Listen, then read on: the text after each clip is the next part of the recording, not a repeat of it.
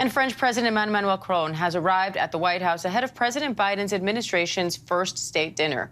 George Stephanopoulos interviewed President Macron ahead of the dinner, and he said he hopes to, quote, resynchronize and build new ambitions for the future. ABC's Elizabeth Schulze joins me now for more on this. Elizabeth, what's at stake here?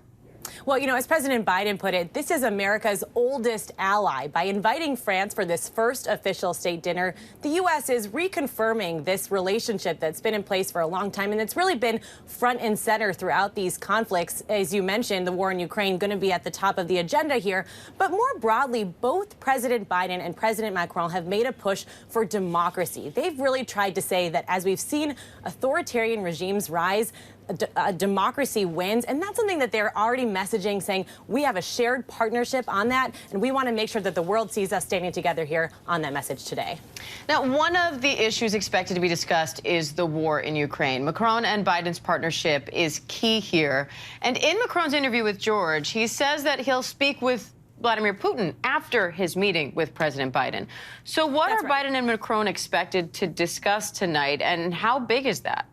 Right, Diane. So one of the key questions is really how open there is, what kind of openness there is about negotiations for peace when it comes to Ukraine. This is something that President Macron has been pushing. He has been calling for peace talks. He says he wants to be a bit of a mediator in these conversations between Putin and Western allies.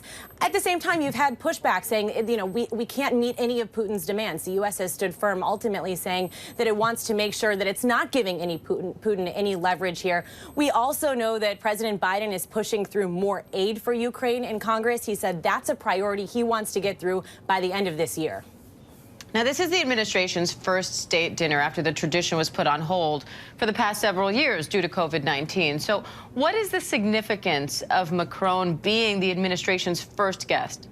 You know, it's a clear commitment to France, Diane, and clear commitment to the personal relationship between President Biden and President Macron, one that we've already seen play out on the world stage now since President Biden has been in office, really making a point of saying this is a close tie that we have with Macron himself, who's kind of emerged as the de facto leader of Europe after Angela Merkel stepped down of Germany. So really, this is a point to say we are both here together today. We're bringing back a little bit of the ceremony that's been missing from the White House in these official state dinners, a lot of kind of pomp and circumstance, in addition to those heavy conversations on policy, trying to strike that balance. And ultimately, the dinner tonight is a return to some of those traditions that we haven't seen since the pandemic here at the White House, Diane.